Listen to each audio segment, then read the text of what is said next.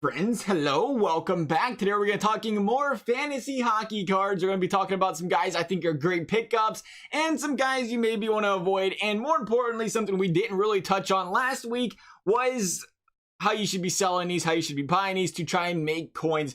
Because some people don't plan on actually waiting for these to get higher overalls, and some people don't want to use them, but you can still use them as cards just to chill in your inbox, and then when they do something good, go out and sell them. You look at James Neal, we talked about him last week. I was a big fan of him, playing with McDavid, dropped 2 goals last night. The guy jumped 200K, literally jumped 200K overnight. Somebody just bought one. Did I see that right? Did somebody just buy that one right underneath us there? I think, oh no, I went on the second page. Okay, so 460. But he was literally 200, 220K, 230K 3 days ago. Scores 2 goals, goes up a lot. That is something to be very, very noteful for everything. Because these things, at the end of the day, they work like Evos. I know a lot of people like to think of them so much differently than Evos. They're literally the exact same thing as Evos. You score a couple of goals, you get a +2. Just like in an Evo card, you get a +2. Except the difference is, you score 4 goals, you're getting a +4. You get an upgrade on the Evo, you can only get a +2 in 1 month, right? So you get 4 in a month. So for that reason, I'm starting to more and more, to be completely honest, I'm liking these cheaper guys. I know Lucic is, not good at all, but you look at guys like him in that 79, 80 overall range that look great. The Keith Yandles, I don't love them for high overalls by any means at all. The defensemen, all of them the same that came out this week. Klingbergs, the Yandles, I feel like they're very much on the whole, somebody just bought a card apparently. That's why the James Neal came with the card. I feel like they're all in that, 8 to 12 goal range.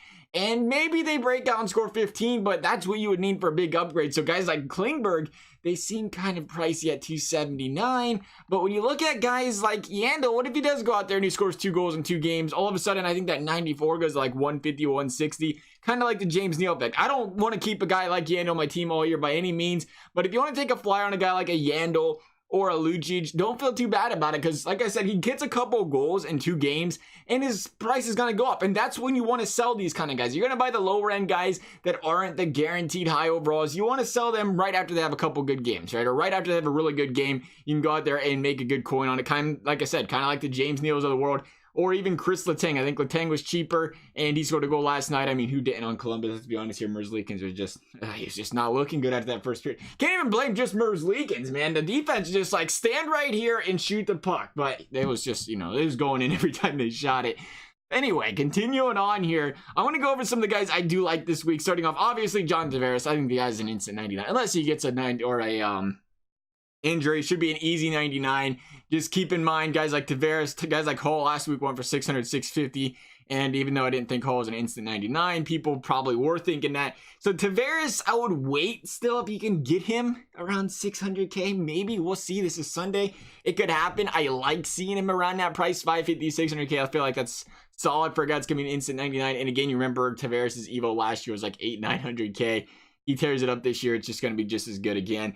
Another guy I am liking, I seen on the page here, he was way up here, depending on the price. How far back are we on this? We are very lost, fellas.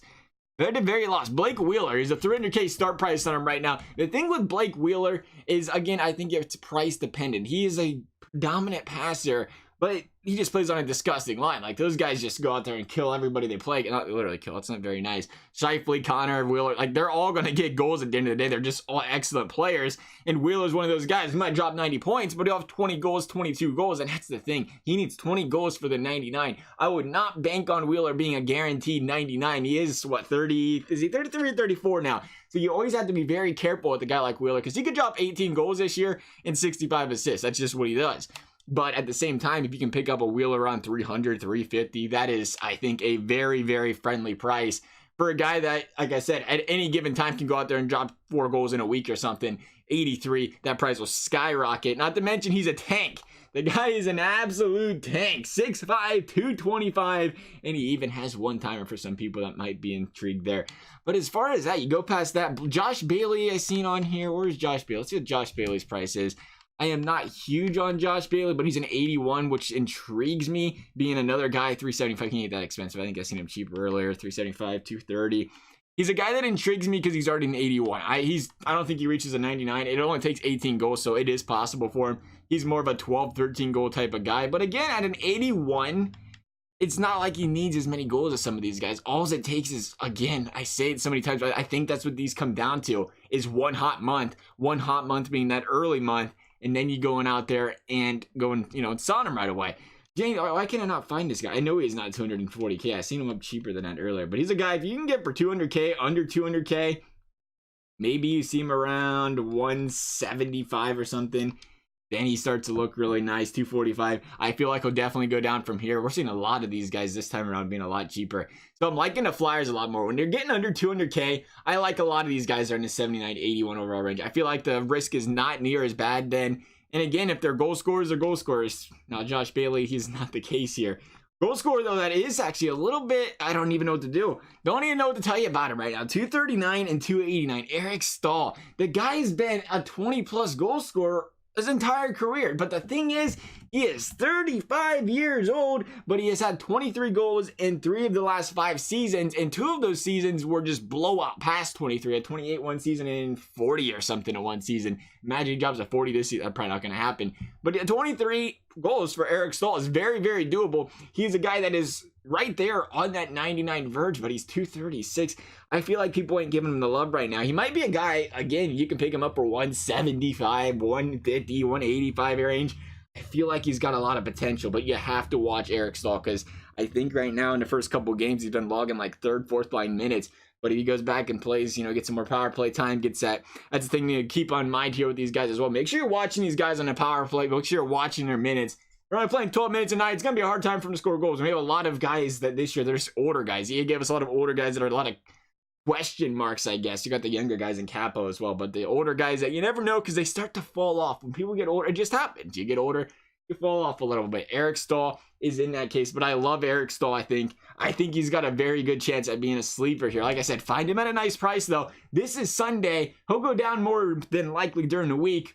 Maybe under 200K. If you can scoop him up then, before he scores a goal or 2, definitely don't want to scoop him up after that. Make sure you're buying these puppies, like we said at the beginning of the video. When you're buying these guys, don't buy them right after they score. Buy them, the day after they get the upgrade. That's always a good time if you do want to jump on the bandwagon late. Then people will list like 8 of them up at a time. They'll start to devalue a little bit. But the goal is to obviously buy them and then sell them probably, if you can, right before they get the upgrade. If they got a goal, those goals this weekend, if you could sell your players from the goals this weekend like the James Neals and then pick them back up Monday when everybody's trying to sell them, that's probably the most ideal thing you can do right there as far as buying and selling these guys. Other than that, that's currently what I'm thinking. Shea Weber's starting to appeal to me, though. Man, he shot like 6,000 times last night. They was just feeding him on that power play. He takes a lot of power play shots, man. Shea Weber's looking really nice, especially at a 78. I don't think he's going to score 20 goals, though. That's the thing. But the fact that he's getting a chance, though, he's getting a chance is big, big, big, big for a guy like Shea Weber, because he's got that big name with him as well. Other than that, though, I don't really have much more to say about a lot of these other guys. Hopefully, you guys found this video helpful. If you guys have any further questions, feel free to comment down below if you enjoyed this video and would like to give it a big thumbs up and subscribe. I'd appreciate that. It's obviously never required. Otherwise, thank you guys for watching, and we will see you next time.